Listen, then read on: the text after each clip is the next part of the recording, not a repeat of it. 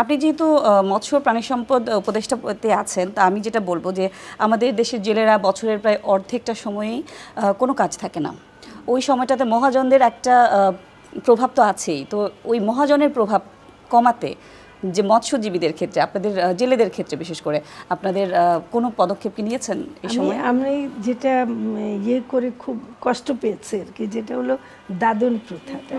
মানে মৎস্যজীবীদেরকে দাদন যারা ব্যবসায়ী আছেন তারা আগেই টাকা দিয়ে দেন এবং তাদেরকে এমনভাবে বেঁধে ফেলে, একটা চক্রের মতো বেঁধে ফেলে। কিন্তু এটার জন্য দায়ী তো আমাদের ব্যবস্থাটা। যেমন আমাদের মৎস্যজীবীদেরকে ঋণ দেওয়ার কোনো ব্যবস্থা নাই।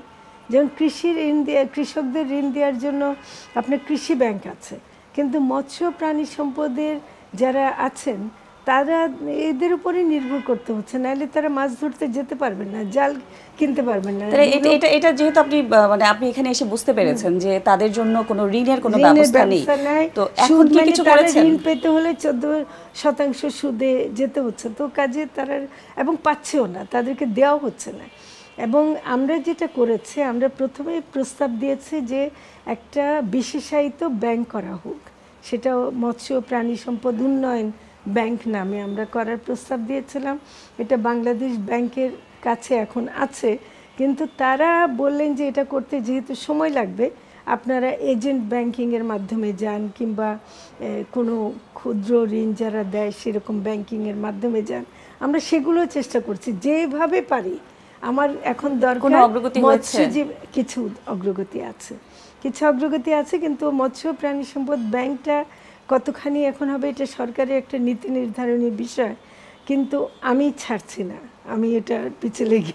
আচ্ছা, তো আপনি যখন এইটা খুবই ভালো উদ্যোগ, আপনি যখন এই দায়িত্বে থাকবেন না তখন এটাকে আপনি কন্টিনিউ করবেন? আমরা বাইরে তো থাকবো, সরকারে না থাকি বাইরে তো থাকবো, তাহলে আমরা কথাটা বলার মানে আসলে আমাদের যেমন অ্যাডভোকেসি করাটাও কিন্তু একটা বড় কাজ। আমি মন্ত্রণালয়ে আপনি এই কাজটাই করে আসছেন, কিন্তু যে এই কাজটাই করে আসছে, কিন্তু এমনকি এটা অনেকে ভুল করে, মনে করে যে মন্ত্রণালয়ে আসলে একটা সুইচ টিপলে বুঝি সব হয়ে যায়।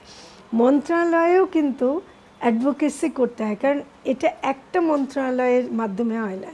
আমি যদি কিছু করতে যাই আমাকে অর্থ মন্ত্রণালয়ের সাথে কাজ করতে হবে, আমাকে পরিকল্পনা মন্ত্রণালয়ের সাথে কাজ করতে হবে, তাহলে ওদের সাথে আমার একটা অ্যাডভোকেসির ব্যাপার থাকে।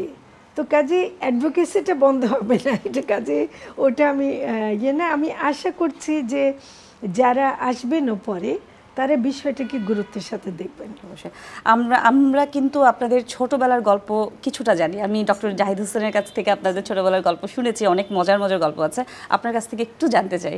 আচ্ছা, ডক্টর জাহিদ হোসেন আমার ছোট ভাই, একদম 1 বছরের ছোট।